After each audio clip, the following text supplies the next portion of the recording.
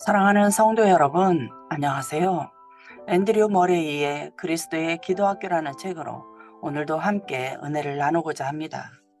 오늘은 제3권 6장부터 10장까지 나눠보도록 하겠습니다. 제3권 6장, 중보기도하는 분이신 그리스도. 그러므로 자기를 힘입어 하나님께 나아가는 자들을 온전히 구원하실 수 있으니 이는 그가 항상 계셔서 그들을 위하여 간구하심이라. 히브리서 7장 25절 말씀. 이사야에서 중보기도하는 자가 없음을 하나님께서 이상히 여기셨다는 말씀 바로 뒤에 다음과 같은 말씀이 나옵니다. 자기 팔로 스스로 구원을 베푸시며 여호와의 말씀이니라. 구속자가 시온에 임하리라. 하나님께서는 그 아들을 참으로 중보기도하는 분이신 그리스도를 우리에게 주실 작정이셨습니다. 그리고 그에 대해서는 이미 이사야서 53장에서 이렇게 말씀하셨습니다. 그가 많은 사람의 죄를 담당하며 범죄자를 위하여 기도하였느니라. 그리스도께서는 중보기도 사역을 지상에서 시작하셨습니다. 제자들을 위해 그리스도께서 드리신 기도와 제자들을 통해 그리스도의 이름을 믿을 모든 사람들을 위해 드리신 대제사장으로서의 기도에 대해 생각해 보십시오. 베드로에게 내가 너를 위하여 내 믿음이 떨어지지 않기를 기도하였노라고 말씀하신 것을 생각해 보십시오. 이 말씀은 주님의 중보기도가 얼마나 개개인을 위한 것인지를 드러내는 증거입니다. 그리고 주님은 십자가에서 중보자로서 아버지 저들을 사하여 주옵소서라고 말씀하셨습니다. 이제 하나님의 우편에 앉으신 주님은 우리의 위대하신 대제사장으로서 지금도 끊임없이 중보기도의 사역을 감당하십니다. 그러나 그리스도인들에게 중보기도에 참여할 수 있는 권세를 주셨다는 점에서 이전과 차이가 있습니다. 승천하시기 전에 하신 고별 설교에서 주님께서는 제자들에게 그들이 무엇을 구하든지 주실 것이라고 7번이나 확언하셨습니다. 하늘의 권세가 그들에게 맡겨졌습니다. 하나님의 은혜와 권세가 사람의 명령을 기다렸습니다. 그들은 성령의 인도를 통해 하나님의 뜻이 무엇인지 알게 되었습니다. 믿음 안에서 그리스도의 이름으로 기도하는 법을 알게 될 것이었습니다. 그리스도께서는 그들의 간구를 아버지께 알리셨으며 교회는 그리스도와 연합하여 중보기도를 드림으로써 성령의 능력으로 옷 입게 되었습니다. 복되신 구주여, 우리를 불러 당신의 중보기도에 동참시키시니 그 은혜 참으로 크옵니다. 구속받은 당신의 사람들이 이 부르심의 영광을 깨닫게 하옵소서. 무능한 교회가 당신의 이름으로 중보기도 함으로써 이 세상에 가져올 수 있는 모든 충만한 복을 깨달아 알게 하옵소서. 기도하지 않는 죄와 그 원인인 게으름, 불신, 이기심을 당신의 백성이 깊이 인식하도록 성령께서 역사하여 주옵소서. 중보기도의 응답으로 기도의 영을 부어주시고 싶어 하시는 당신의 사랑을 인식시켜 주옵소서. 아멘. 제3권 7장 하나님께서 찾으시는 중보기도하는 자들. 예루살렘이여, 내가 너의 성벽 위에 파수꾼을 세우고 그들로 하여금 주야로 계속 잠잠하지 않게 하였느니라. 너희 여호와를 기억하시게 하는 자들아, 너희는 쉬지 말며. 이사야 62장 6절 말씀. 파수꾼은 다가오는 위험을 지도자들에게 알리기 위해 보통 성벽 위에 있습니다. 하나님께서 파수꾼을 임명하시는 목적은 사람들에게 경고하기 위해서뿐만 아니라 궁핍함이나 원수가 닥쳤을 때 하나님께 도움을 요청하도록 하시기 위함입니다. 중보기도하는 사람인지를 보여주는 중요한 표시는 하나님께로부터 도움이 오기 전에는 평안도 휴식도 얻지 못한다는 것과 끊임없이 간구하여 하나님을 귀찮게 한다는 것입니다. 이런 사람들은 그들의 기도에 응답하시겠다는 하나님의 보증을 의지합니다. 하물며 하나님께서 그 밤낮 부르짖는 택하신 자들의 원한을 풀어주지 아니하시겠느냐는 주님의 말씀도 이와 관련된 것입니다. 그러나 그리스도의 교회가 세상의 권세와 그것이 초래한 세속적 경향에 지배를 받아 그 구성원에게 영향력을 발휘하지 못하고 있다는 소리가 세계 곳곳에서 들립니다. 죄인을 회심시키고 하나님의 백성을 성결케 하였다는 소식이 거의 없습니다. 대부분의 기독교인은 하나님의 나라 확장에 가담하라는 그리스도의 초청을 완전히 무시합니다. 성령의 능력은 거의 경험하지 못합니다. 하나님의 말씀 연구에 관심을 끌도록 하기 위해 또는 하나님의 집에서 드리는 예배를 사랑하도록 하기 위해 무슨 일을 할 수 있을까 하고 의논하는 자리에서도 목회와 교회 공동체 생활에는 성령의 능력이 필수 불가결하다고 말하는 소리를 거의 들을 수 없습니다. 성령의 활동이 그토록 미약한 이유는 기도가 부족하기 때문이라는 고백도 뜨겁고 마음을 합한 기도만이 변화를 가져올 수 있다는 확신도 거의 볼 수 없습니다. 하나님의 선택을 받은 자들이 밤이고 낮이고 하나님께 부르짖어야 하는 때가 있다면 지금이 바로 그때입니다. 사랑하는 독자여, 이 복된 중보기도 사역에 헌신하지 않으시렵니까? 중보기도 사역을 당신의 삶에서 가장 큰 특권으로 간주하지 않으시렵니까? 중보기도라는 통로를 통해 세상에 하나님의 축복을 내리지 않으시렵니까? 영원히 복되신 아버지, 우리의 기도를 들어주소서. 아버지께서 원하시는 대로 중보기도하는 자들을 세우소서. 구하옵나니 당신의 교회가 다시 칭찬받는 존재가 될 때까지 끊임없이 기도하여 아버지를 쉬시지 못하게 하는 자들을 우리에게 주옵소서.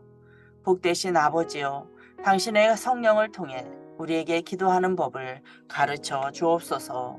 아멘. 제3권 8장 중보기도를 배우는 학교. 그는 육체에 계실 때에 심한 통곡과 눈물로 간구와 소원을 올렸고 그의 경건하심으로 말미암아 들으심을 얻었느니라. 히브리서 5장 7절 말씀. 머리이신 그리스도는 하늘에서 중보기도 하시는 분이십니다. 그 몸의 지체인 우리는 지상에서 그 일에 동참한 사람들입니다. 어떤 사람들은 그리스도가 아무 희생도 치르지 않고 중보자가 되셨다고 생각합니다. 그러나 희생이 없었다면 그리스도는 우리의 모범이 되실 수 없습니다. 우리는 그분에 대해 어떻게 읽었습니까? 그의 영혼을 속죄 제물로 드리기에 이르면 그가 씨를 보게 되며 자기 영혼에 수고한 것을 보리로다. 그러므로 내가 그에게 존귀한 자와 함께 몫을 받게 하리니 이는 그가 자기 영혼을 버려 사망에 이르게 하였기 때문이라. 이사야 53장 10절로 12절 말씀. 그의 영혼을 드리신 것과 관련하여 3번 반복된 표현에 주목하십시오. 영혼을 드리는 것, 이것이 중보기도의 신성한 의미입니다. 그리스도의 희생과 기도가 하나님께 힘을 갖기 위해서는 바로 이것이 필요했습니다.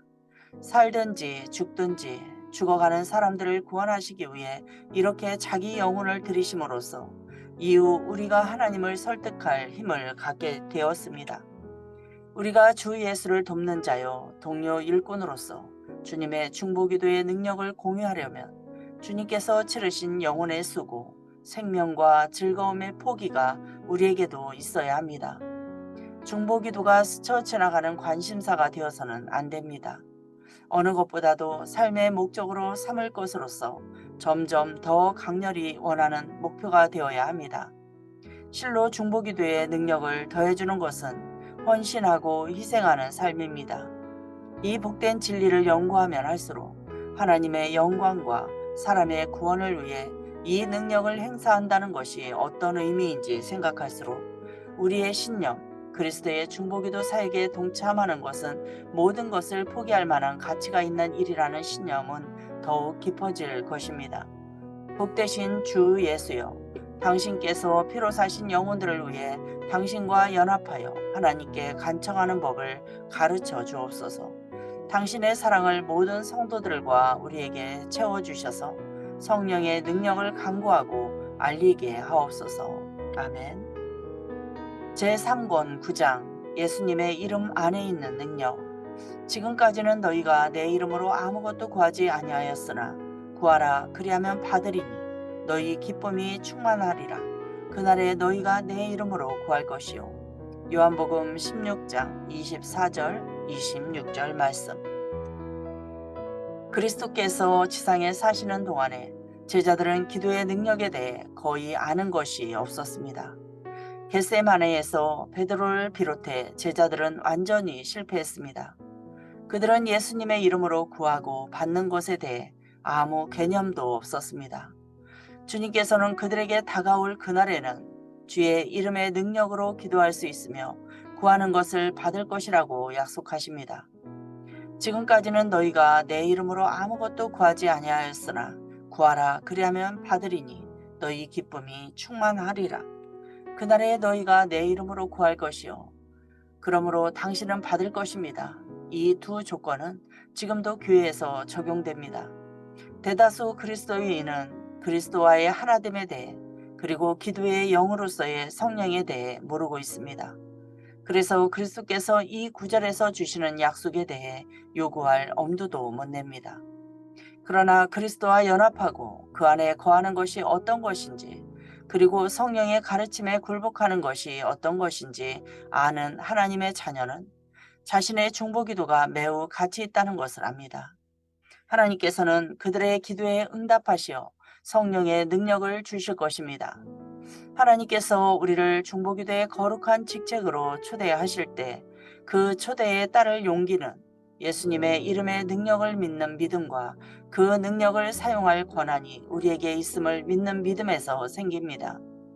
주 예수께서는 승천하시기 전에 고별사에서 기도의 무제한의 약속을 하시면서 제자들을 세상으로 보내셨습니다. 제자들은 다음과 같은 생각을 가지고 세상으로 나갔습니다. 보좌에 앉으시니 내 안에 살아계시는 이가 약속하셨다. 그의 이름으로 구하면 내가 받을 것이요. 그분은 행할 것이다. 그리스도인들이 예수 그리스도와 그분의 사역에 온전히 헌신하는 것이 어떤 것인지 안다면 그리스도인들의 눈이 열릴 텐데 그렇게 되면 간절히 끊임없이 기도하는 것이 건강한 영적 생활의 본질임을 알 텐데 모든 중보기도의 능력은 오직 주님 안에 오직 주님을 위해 사는 사람들만의 몫입니다. 복되신 구주여 우리에게 성령의 은혜를 주셔서 주님 안에 주님과 함께 주님을 위해 살게 하소서. 담대히 주님을 의지하여 주님께서 우리 기도를 들으신다는 것을 확신하게 하옵소서. 아멘. 제3권 10장 기도 성령의 역사. 너희가 아들이므로 하나님이 그 아들의 영을 우리 마음 가운데 보내사 아빠 아버지라 부르게 하셨느니라. 갈라디아서 4장 6절 말씀. 우리는 그리스도께서 겟세마네에서 외치신 아빠 아버지가 무엇을 의미하는지 압니다. 그것은 하나님의 거룩한 뜻, 죄인들을 구속하시려는 사랑을 성취하기 위해 주님 자신을 온전히 죽음에 내어놓는 것이었습니다. 그리스도께서는 어떤 희생이라도 심지어 생명을 내어주는 일까지도 성령을 부어주시는 능력과 중보기도의 놀라운 능력을 지니신 그리스도의 마음을 그 기도에서 봅니다. 아버지께서는 성령을 주셔서 우리의 마음에 아들의 영을 불어넣어 주셨습니다. 주님께서는 우리도 주님처럼 온전히 하나님께 굴복하고 기도하게 하십니다. 그렇게 하시는 이유는 우리가 어떤 희생을 치르고라도 사랑이신 하나님의 뜻을 이 땅에서 실현하도록 하시기 위함입니다. 하나님의 사랑은 인간을 구원하고 싶어 하시는 하나님의 마음에서 드러나듯이 예수님의 사랑은 인간을 위해 예수님 자신을 내어주셨을 때 분명히 드러났습니다. 그리고 이제 예수께서는 자기 백성들에게도 똑같은 사랑이 충만하여 중보기도의 사역에 온전히 전념하고 어떤 희생이 따르든 죽어가는 사람들에게 하나님의 사랑이 내리기를 기도하라고 요구하십니다. 이것을 너무 어려운 일이라고 생각하는 사람에게는 정말로 성령을 주셔서 우리도 예수님처럼 그의 능력과 이름으로 기도하게 해주십니다. 성령의 인도에 온전히 자신을 맡기는 사람은 자기 안에서 역사하시는 분이 하나님이심을 알기 때문에 하나님의 강권적인 사랑에 의해 끊임없이 중보기도하는 삶에 자신을 바쳐야겠다고 느낍니다.